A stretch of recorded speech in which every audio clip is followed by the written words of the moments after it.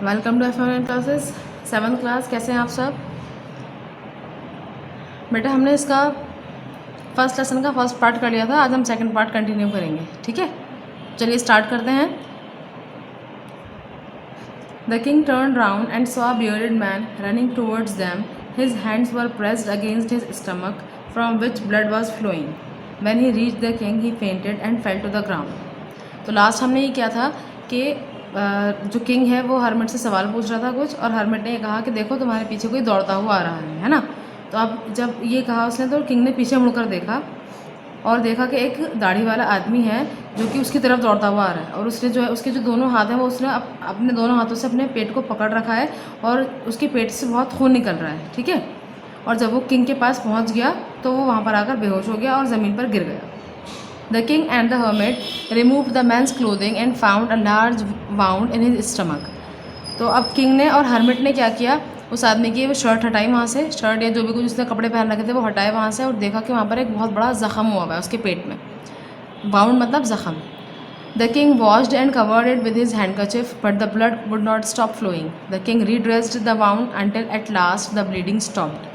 तो किंग ने क्या किया, किंग ने उसको धोया उसकी ज़ख़म को, और उसके ऊपर अपने हैंकी से उसको ड्रेस कर दिया, यानी उस पर पट्टी सी बांध दी, लेकिन खून नहीं रुका। ठीक है, फिर दोबारा से किंग ने जो उसको रिड्रेस किया, यानी दोबारा से पट्टी बांधी, और वो जब तक बांधता गया जब तक कि खून रुक नहीं गया। The man felt better and asked for something to drink. The king brought fresh water and give to him. तो थोड़ी देर बाद जो है आदमी को थोड़ा बेहतर फील हुआ और उसने पीने के लिए कुछ मांगा। The king brought fresh water and gave it to him. और किंग ने क्या किया कि वो ताज़ा और ठंडा पानी लेकर आया उसके लिए और उसको ला करके दे दिया। By this time the sun had set and the air was cool. अब इस वक्त तक क्या हो चुका था, सूरज जो है पूरी तरीके से डूब चुका था और हवा में ठंडक आ चुकी थी।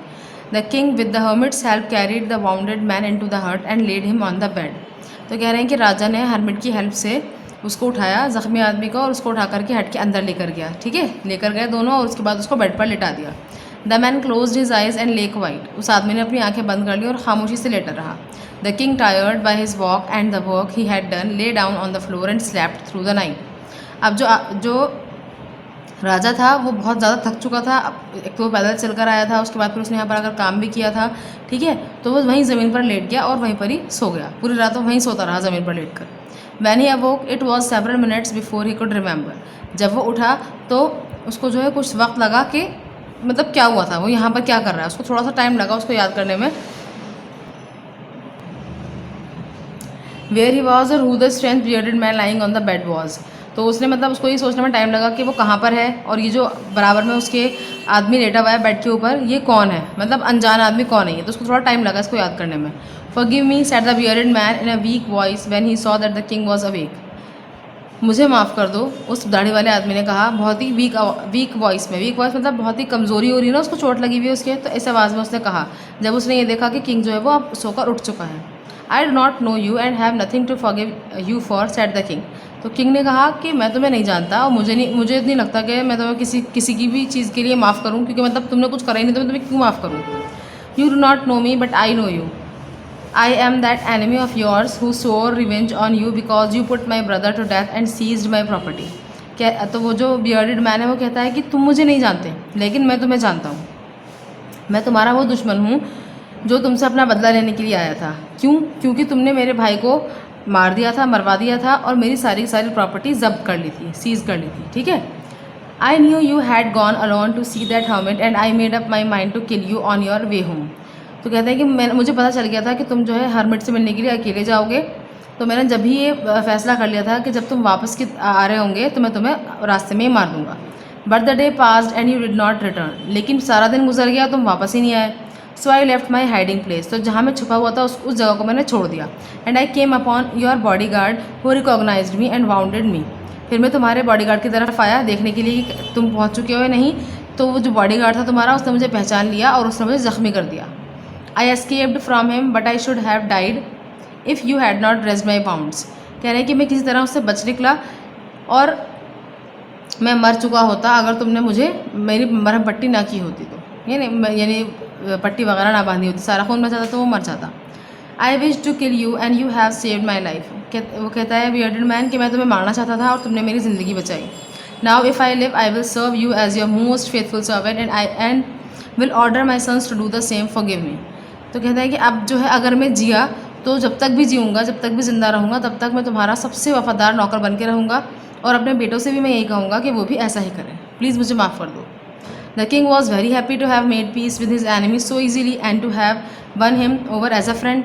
तो अब राजा जो है वो बहुत खुश होता है कि उसने अपने दुश्मन को अपना दोस्त बना लिया, वो भी बहुत आसान तरीके से, ठीक है, बिना किसी लड़ाई झगड़े के बहुत ही आसानी से वो उसका एक बहुत बड़ा दुश्मन जो है उसका एक बहुत पक्का दोस्त बन गया। He not only forgave him but said he would send his servants and his own doctor to look after him. अब कह रहे हैं कि राजा ने सिर्फ उसको माफ़ नहीं किया बल्कि उससे ये कहा कि वो अपने नौकर और अपना जो बेहतरीन डॉक्टर है वो उसके पास भेजेगा ताकि वो उसका अच्छे से इलाज कर सके। And he promise to give back the man his property, और ये भी कहा कि मैं तुम्हारी प्रॉपर्टी तुम्हें वापस कर दूंगा। क्या क्या किया उसने, पहले उसको माफ़ी दे दी है ना, उसके बाद ये कहा कि मैं तुम्हारे पास कुछ नौकर भेजूंगा ताकि तुम्हारी सेवा करें और अपना डॉक्टर भी भेजूंगा ताकि वो तुम्हारा इलाज करे, और साथ साथ उसकी जो प्रॉपर्टी उसकी जब्त की गई थी वो सब प्रॉपर्टी भी उसको वापस मिल गई उस आदमी को।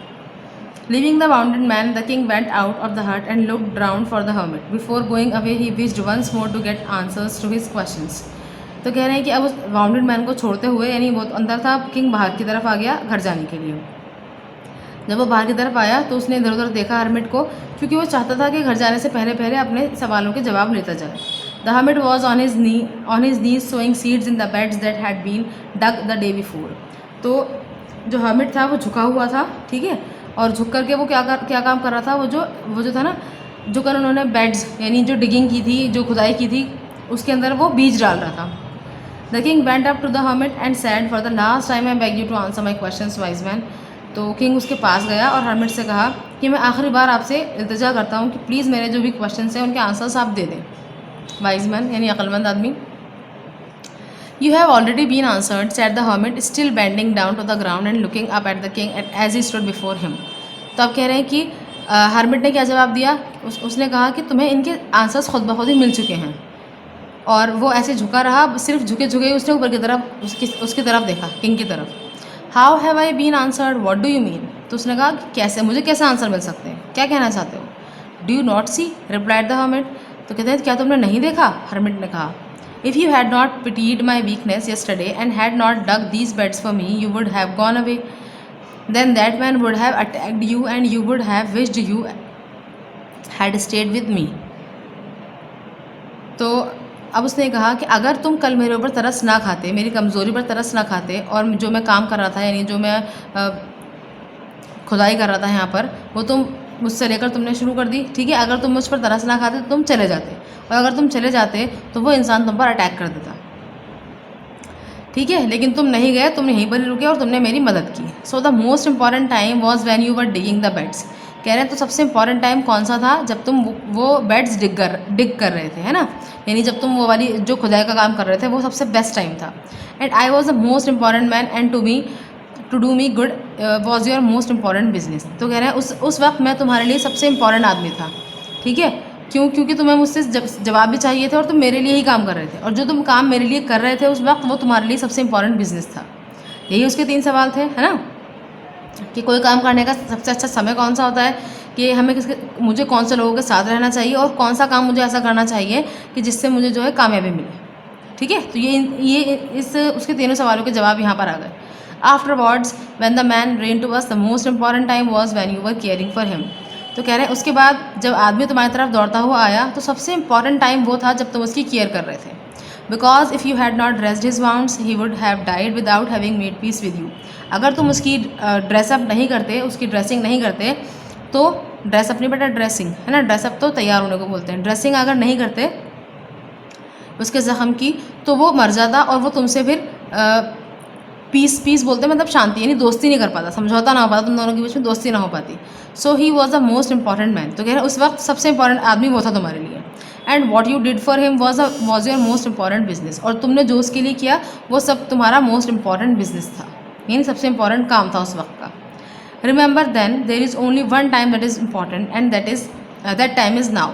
तो कह रहे हैं याद रखो, यानी इन्होंने 2 एग्जाम्पल्स देकर समझाया। कह रहे हैं याद रखो कि सबसे ही ज़्यादा इंपॉर्टेंट टाइम जो है ना वो एक है, और वो टाइम क्या है, वो है अब। यानी अभी जिस सिनेरियो में तुम जी रहे हो ना, वो टाइम जो है वो इंपॉर्टेंट है तुम्हारे लिए। It is the most important time because it is the only time we have any power to act. तो कह रहे हैं कि ये सबसे ही ज़्यादा इंपॉर्टेंट टाइम होता है हमारा किसी भी इंसान की ज़िंदगी का, कि वो नाउ है। नाउ यानी अब, यानी जो भी हम काम कर रहे हैं ना, जिस भी वक्त में हम प्रेजेंट हैं ना, उसको हम बोलते हैं कि नाउ। नाउ यानी ये सबसे इंपॉर्टेंट टाइम है। क्यों इंपॉर्टेंट है? क्योंकि इसी टाइम में हमारे पास काम करने की ताकत है। ना तो हम पास्ट में जा सकते हैं, ना हम फ्यूचर में जा सकते हैं। तो जो भी हम कर रहे हैं वो प्रेजेंट में ही कर रहे हैं। तो प्रेजेंट ही हमारे लिए इंपॉर्टेंट है। ठीक है। The most necessary person is a person you are with at a particular moment, for no one knows what will happen in the future and whether we will meet anyone else. तो कह रहे हैं कि और सबसे important आदमी वो होता है इंसान के लिए जो उस वक्त उसके साथ हो। उस वक्त मतलब किसी भी वक्त। ठीक है।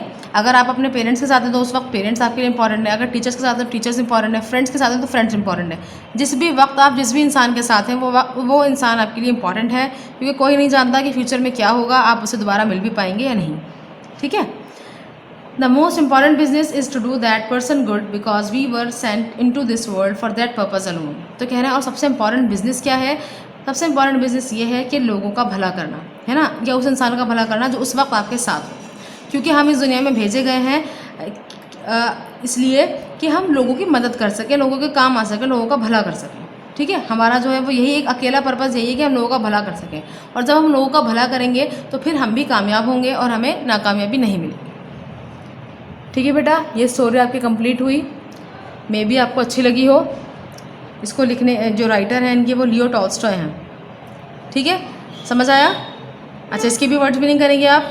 अब पहले तो आपने लेसन का नंबर और नेम वगैरह डाल लिया है। अब आप सिर्फ पार्ट सेकंड डाल करके इसका काम करेंगे। सबसे पहले वर्ड्स मीनिंग करिएगा, उसके बाद देखते हैं आगे क्या काम है। ये देखिए कॉम्प्रिहेंशन चेक में क्या है, यहाँ पर आपको सेंटेंसेस दे रखे हैं और यहाँ पर हिंट्स दे रखे हैं। ठीक है। इनको आपको क्या करना है? मर्ज करना है, यानी मिलाना है जो सूटेबल लगे। जैसे फर्स्ट देखते हैं, many wise man answer the king's questions. अब यहाँ पर कई सारे ऑप्शन हैं तो मैंने नंबर डाल दिए ना, but their answers were so varied that the king was not satisfied. तो ये यहाँ पर फिल करना है आपको। ठीक है। उसके बाद सेकेंड है, someone suggested that there should be a council of wise man. तो उसका आ जाएगा to help the king act at the right time. Third है, someone else suggested that the king should have a time table and follow it strictly. ठीक है। Fourth है, the king requested the hermit to answer 3 questions. Fifth है, the king washed and dressed the bearded man's wound but the bleeding would not stop. तो ये वाला काम आपको करना है और ये वाला काम आप करेंगे ग्रामर की कॉपी में, क्योंकि इसमें इतना स्पेस नहीं है और आप ना बहुत गंदा गंदा लिखेंगे। और बुक में जो भी आप काम करें वो पेंसिल से ही कीजिएगा, पेन का यूज़ ना करें कोई भी। ठीक है। इसको बुक में भी फिल कर लीजिएगा और कॉपी में भी करना है। उसके बाद देखते हैं working with the text. Working with the text के अंदर सबसे पहले क्वेश्चन आंसर्स हैं, तो क्वेश्चन आंसर्स देख लेते हैं। ये आपके 8 क्वेश्चन हैं। 8 में से मैंने आपको 8th जो है वो कटवा दिया, आपको 7 करना है। फर्स्ट क्वेश्चन देखिए, why was the king advise to go to magicians. तो कह रहे हैं कि किंग को ये एडवाइस क्यों दी गई थी कि उसको मजिशियंस के पास जाना चाहिए। तो इसका आंसर क्या है? The king was advise to go to the magicians as in order to decide the right time to do something one needs to know the future and only magicians can look into the future. कह रहे हैं कि king को ये advice इसलिए दी गई थी कि वो मजिशियंस के पास जाए कि वो डिसाइड कर सके कोई काम करने का सही वक्त क्या है। ठीक है। और इसके लिए ज़रूरत किस चीज़ की थी? फ्यूचर की। और फ्यूचर कौन जान सकता है? वो सिर्फ मजिशियंस जान सकते हैं, तो इसलिए उसको एडवाइस दी गई थी। उसके बाद सेकंड देखिए, in answer to the second question whose advice did the people say would be important to the king. कह रहे हैं सेकंड क्वेश्चन के आंसर में लोगों के हिसाब से किसकी एडवाइस जो है वो राजा के लिए, किंग के लिए इंपॉर्टेंट थी। इसका आंसर देखिए, people said that the advice of counsellors, doctors और priests would be important to the king. लोगों ने क्या कहा कि काउंसलर्स की या डॉक्टर्स की या फिर प्रीस्ट की एडवाइस जो है वो राजा के लिए इंपॉर्टेंट है। ठीक है। थर्ड देखिए, what suggestions were made in answer to the third question. कह रहे हैं कि थर्ड क्वेश्चन के आंसर में क्या सजेशंस दिए गए थे। तो इसका आंसर है, the most important thing suggested by Kings people were science, fighting and more over religious worship. तो जो मोस्ट इंपॉर्टेंट थिंग थी, यानी सबसे ज़रूरी काम क्या था जो लोगों ने सजेस्ट किया था राजा को, ये था कि उसको साइंस में परफेक्ट होना चाहिए। कुछ ने कहा नहीं उसको फाइटिंग आनी चाहिए, और कुछ ने कहा कि नहीं उसको सिर्फ रिलीजियस वर्शिप करनी चाहिए। ठीक है। फोर्थ देखिए, कह रहे हैं did the wise man win the reward, if not why not. कह रहे हैं कि क्या अक्लमंद जो लोग आए थे, वाइज मैन जो आए थे, क्या उनको इनाम मिला था? अगर नहीं तो क्यों नहीं मिला? ठीक है, तो उसका आंसर है the wise man did not win the reward as they gave different answers to the king's questions and the king was not satisfied. तो कह रहे हैं,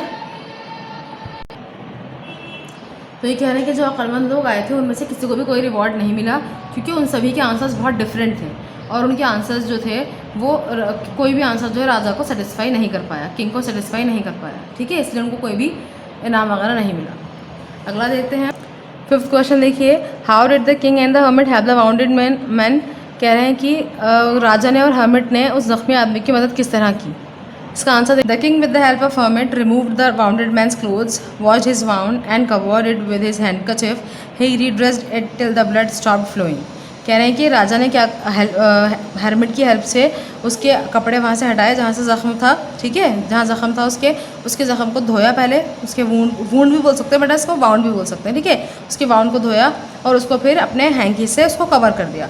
उसको फिर दोबारा से जब बार बार रिड्रेस किया तब तक कि खून बहना नहीं रुक गया। ठीक है, अगला देखिए, 6 के 2 पार्ट्स हैं ये। फर्स्ट देखिए, who was the bearded man. कह रहे हैं कि बियर्डेड मैन कौन था, और इसका सेकंड पार्ट है, why did he ask for the king's forgiveness, और वो राजा से माफ़ी क्यों मांग रहा था। The bearded man was the sworn enemy of the king, he wanted to take revenge as the king had killed his brother and taken away all his property too. तो कह रहे हैं कि वो जो दाढ़ी वाला आदमी था वो राजा का दुश्मन था और वो अपना बदला लेना चाहता था राजा से। क्यों? क्योंकि उसने उसके भाई को मार दिया था और उसकी सारी प्रॉपर्टी को जब्त कर लिया था, सीज कर लिया था। ठीक है, सेकंड पार्ट का है इसका आंसर देखिए। सेकंड क्वेश्चन था ना कि वो माफ़ी क्यों मांग रहा था। He asked for the king's forgiveness because he came to kill him but the king saved his life by dressing his wound. तो कह रहे हैं कि वो माफ़ी इसलिए मांग रहा था क्योंकि वो राजा को मारने के लिए आया था, लेकिन राजा ने उसकी ज़िंदगी बचाई थी उसके ज़ख्म पर मरहम पट्टी करके। ठीक है, तो ये इसके दोनों आंसर्स हो गए। अब 7th क्वेश्चन देखिए ज़रा। 7th क्वेश्चन है, the king forgave the bearded man, what did he do to show his forgiveness. कह रहे हैं कि राजा ने उस बियर्डेड मैन को माफ़ कर दिया, उसने अपनी माफ़ी दिखाने के लिए, यानी ये दिखाने के लिए कि हाँ भाई वो माफ़ कर चुका है, क्या किया उसने। ठीक है, देखिए क्या किया उसने।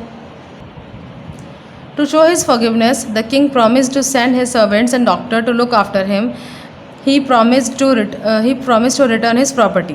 ठीक है, अब कह रहे हैं कि यहाँ पर ऐड भी कर दिएगा टू, ही प्रॉमिस्ड। उसने अपनी फॉरगिवनेस दिखाने के लिए कहा, मतलब राजा ने प्रॉमिस किया कि मैं तुम्हारे पास अपने सर्वेंट भी भेजूंगा और डॉक्टर भी भेजूंगा जो तुम्हारी देखभाल करेंगे, और ये कहा कि मैं तुम्हें तुम्हारी प्रॉपर्टी भी वापस दे दूँगा। ठीक है, ये उसने अपने फॉरगिवनेस दिखाने के लिए किया था। ये आपके क्वेश्चन आंसर्स हो गए। क्वेश्चन आंसर कॉपी में करिएगा सारे। ठीक है, 8th कट करवा दिया, 8th मत करना, बाकी सारे करने हैं आपको। आगे देखिए क्या काम है।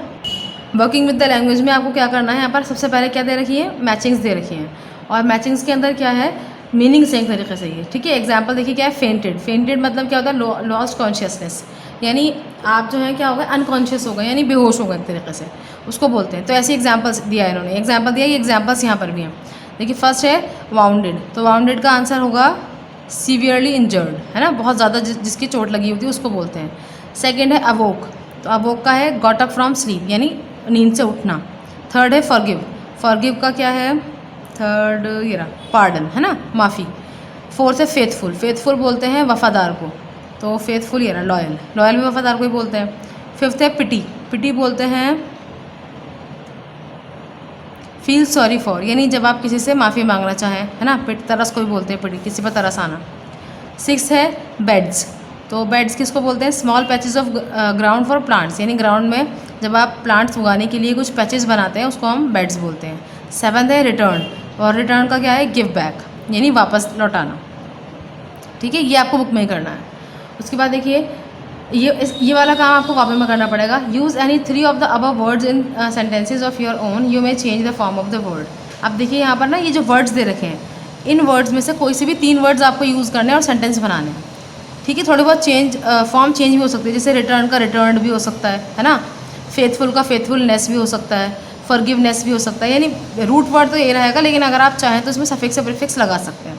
और इसमें से 3 सेंटेंसेस आपको बनाने, ये ग्रामर की कॉपी में करेंगे आप। ठीक है, उसके बाद सेकंड देखिए, सेकंड में आपको क्या करना है, each of the following sentences has 2 blanks, fill in the blanks with appropriate forms of the word given in the brackets. अभी फर्स्ट इन्होंने यहाँ पर एग्जाम्पल दिया है हमें, देखिए किस तरह करना है। He has blank to help me, do you think he will remember his blank. अब इन्होंने हेल्प दी है प्रॉमिस। अब हमें क्या करना है, यहाँ पर दोनों में ही प्रॉमिस आना है, लेकिन थोड़ी सी फॉर्म चेंज हो जाएगी। जैसे he has promised to help me, यानी उसने मुझसे प्रॉमिस किया, तो यहाँ पर हैज़ आ गई तो थर्ड फॉर्म लगाएंगे यहाँ प्रॉमिस की, तो प्रॉमिस्ड हो जाएगा। ठीक है। Do you think he will remember his promise, तुम क्या तुम्हें लगता है कि उसे अपना प्रॉमिस याद रहेगा। तो देखिए ये रहा प्रॉमिस्ड और प्रॉमिस, समझ आई बात। तो कहीं कहीं पर आपको थर्ड या सेकंड फॉर्म यूज़ करनी पड़ सकती है, कहीं कहीं पर आपको इसके अंदर सफिक्स या प्रीफिक्स लगाने पड़ सकते हैं। देखते हैं अब क्या है आगे। द जज said that only fresh evidence would make him change his judgement. तो देखिए वर्ड तो जज ही दे रखा है उन्होंने, तो एक जगह तो जज आ गया और एक जगह हमने क्या लिख दिया, जजमेंट। ठीक है, जजमेंट यानी उसका जो फैसला है उसको बोलते हैं जजमेंट। तो यहाँ पर जज तो है ही वर्ड, रूट वर्ड, मेंट इसके अंदर क्या लगा है, सफिक्स लगा है, यानी वर्ड के एंड में जो वर्ड लगता है उसको हम सफिक्स बोलते हैं, जिससे थोड़ी सी मीनिंग चेंज हो जाती है उसकी। ठीक है, आगे देखिए सेकंड में है, I didn't notice any serious difference of opinion among the debtors although they deferred from one another over small points. अब देखिए यहाँ डिफर था तो डिफर से ही डिफरेंस बना और डिफर से ही डिफर्ड बना, ये थर्ड फॉर्म आ गई। ठीक है, ऐसे थर्ड देखिए, it's a fairly simple question to answer but will you accept my answer as final. तो इसके अंदर दोनों में आंसर आ गया क्योंकि यही सूटेबल है इसमें। It isn't necessary that necessity should always be the mother of invention. Necessary मतलब होता है ज़रूरी, है ना। क्या ये ज़रूरी है कि हमेशा ज़रूरत ही किसी नई चीज़ के जन्म के लिए ज़रूरी हो। ठीक है, तो यहाँ पर नेसेसरी और नेसेसिटी आ जाएगा। फिर आता है hermits are wise man. Hermits are wise man, यानी जो हर्मिट्स होते हैं वो अक्लमंद आदमी होते हैं। How they acquire their wisdom no one can tell. कहते हैं, ये कह रहे हैं कि पता नहीं वो कैसे इतनी अक्लमंदी, यानी विजडम यानी अक्लमंदी एक्वायर करते हैं, प्राप्त करते हैं, कोई नहीं बता सकता। ठीक है, तो यहाँ पर वाइज और विजडम हो गया। देख रहे ना फॉर्म चेंज होती जा रही है थोड़ी थोड़ी सी। 6 देखिए, the committee has decided to make Jagdish captain of the team, the decision is likely to please everyone. तो अब डिसाइड से क्या बना, डिसाइडेड और डिसीजन। उसके बाद 7th है, asking for forgiveness is as noble as willingness to forgive. अब फॉरगिव से एक बार फॉरगिव यूज हो गया, एक बार फॉरगिवनेस। तो ये 7 आपके फिलअप्स होगा, ये बुक में करना है आपको। तो और ये जो है स्पीकिंग एंड राइटिंग, ये कट कर दीजिएगा, ये नहीं करना आपको, यहीं तक आपका चैप्टर है। ठीक है, चैप्टर कंप्लीट हो गया आपका फर्स्ट। आई होप आपको समझ आया होगा। दोनों पार्ट्स का काम पूरा कंप्लीट कर लीजिएगा ध्यान से। कोई कन्फ्यूजन हो तो पूछ लीजिएगा, क्वेश्चन आंसर से मैंने करवा दिए हैं आपको। वैसे होनी तो नहीं चाहिए कोई कन्फ्यूजन, लेकिन फिर भी अगर हो तो पूछ सकते हैं आप। So thank you, thanks for watching, अल्लाह हाफिज़।